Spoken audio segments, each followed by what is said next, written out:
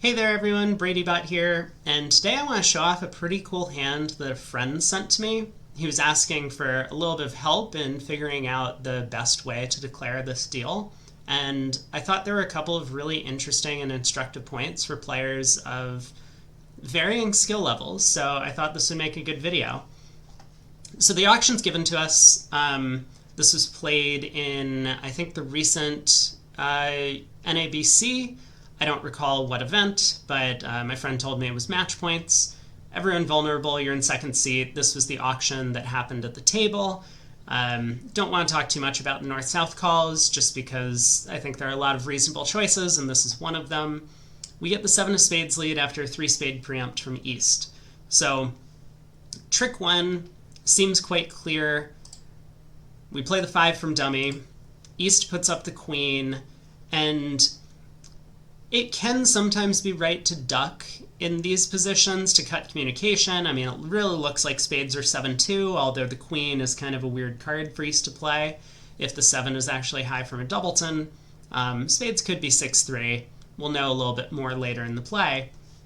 But this brings up kind of the first point that I want to discuss, is that when the opponents preempt, we get a lot of information about the distribution of their hands, not just the high card count. It's also the distribution, and that helps us to count out deals such as this one, which is going to be the main focus of today's video, is trying to take advantage of the opponent's preempting as well as their carding to get a count on the hand, and that will allow us to pick the right line of play towards the end of the deal. But if we do duck trick 1, while it does serve to cut communication in the spade suit, East might switch to, say, a diamond, and that is really going to restrict our options later in the play. We would have to go up with the ace because that diamond switch could be a singleton, and then we would probably have to immediately pull trumps, and then we would have a little bit of guesswork to do as to whether we should attack the club suit or maybe the diamond suit to play for a 10th trick, because on the surface we have a spade loser, hopefully just one trump loser if they split. King of diamonds is very likely to be offside on this auction, and then we still have to deal with the 4th round of diamonds. Lots of chances for us to go right here, but we want to find lines of play that almost work regardless of the distribution, and more importantly, that will allow us to be in control of the play for the entirety of the deal. So with all that said, we definitely want to win the ace of spades at trick 1. And again, because East is going to get in and probably switch to diamonds, we are going to have to pull trumps. We can't afford to let East get a ruff with a doubleton trump. If East is, say, 7-2-1-3 shape, that would just be a disaster for us. So tricks 2 and 3, we definitely want to pull trumps. 2 rounds of hearts. Both opponents follow, which is good news. And we don't really know who has the queen, but the next thing that we're going to want to do on this deal is to get a bit of a better count on the shapes of the hands. Now, I will say, when this was presented to me, I did think of a complete line of play from trick 1, and I think this is an important thing to be able to do if you want to improve your declare play skills. But I'm kind of talking through each trick because some of these tricks, I think, are relatively straightforward about how we should approach the hand, and so I'm just explaining that, you know, we have to pull trumps because otherwise East will get in and put a diamond through. So the first few tricks, I think, are all necessary, and then from here we can start to think about our plans down the road.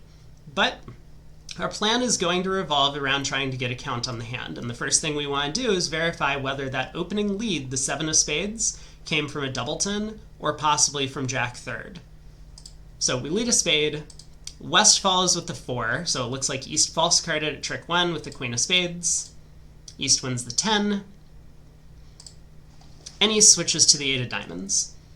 Now, a lot of players at this point would probably just duck this trick, or maybe they would play the 9, riding this around to dummy's jack. Now, at this point in time, there are a couple of lines of play that I think guarantee the contract whenever West is dealt the diamond king, which seems pretty likely. from this defense, but one that I found very interesting because it allows us to remain control in the remainder of the play of the deal, is for us to play the queen of diamonds on this trick. And I'm going to reveal the cards as they were dealt at the table at this point, just because I think this will make the rest of the play a little bit clearer. But something very interesting happens to West here. So first off, West needs to take the king of diamonds. If West, say, plays low on this trick, assuming we believe West has the diamond king, we could now lead a low diamond. If West plays low again, we score the jack. And, I mean, at this point, we're going to score an over trick because we play a diamond to the ace and ruff a diamond. But even if West were now to win the diamond king and then pull dummy's trump, we've established the jack of diamonds, so we've actually taken 3 diamond tricks per power from our own hand. So going back to the point where we played the queen of diamonds, West has to win this trick. So we play low from the dummy. And West can pull dummy's trump, the queen of hearts. But now West is kind of stuck. A diamond return would actually go around into our ace-9. So leading a diamond away from the 10 is impossible for West in this position, and therefore West has to exit a club. But this allows us to complete our entire count on the hand. And there, again, are other ways that we could have accomplished this task. Maybe you can spot one. If you do see something, leave a comment down below the video. But I thought that this was kind of a clever way because it looks as if maybe the 10 of diamonds is going to score a trick. We don't have, we aren't able to set up the clubs in dummy, but a squeeze comes to our aid at this point. We cash the king of clubs, we ruff a club back to hand, and now we have a complete count on East's hand. East started with 7 spades exactly. They started with 2 hearts, we saw that. West pulled the 3rd trump. And now we know East has started with exactly 2 clubs. So East began with 2 diamonds. Not that it necessarily matters, the squeeze will materialize automatically when we play the 10 of hearts out of hand. West gets squeezed in the minors, they pitch a diamond, we throw a club from dummy, but now when we play a diamond to the jack and both opponents follow, we know the 10 of diamonds is dropping, we make our 10 tricks. And the thing that's very curious about this position is I've never seen this idea of playing the queen on the first round of a suit to not only force the opponents to win the king, but then somehow protect ourselves from further leads in the suit. If East was able to get in a second time and play a second diamond through, then we would be in a lot more trouble on this deal. We could still make it on a different type of squeeze, but that would make things a little bit more complicated for us. And we might be left guessing about East's shape in the play.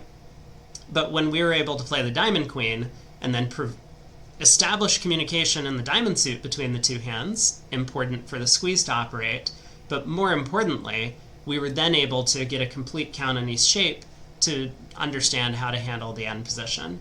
So, very cool hand overall. Thanks to my friend Doug for showing this to me, and I hope you enjoyed the video. See you all next time.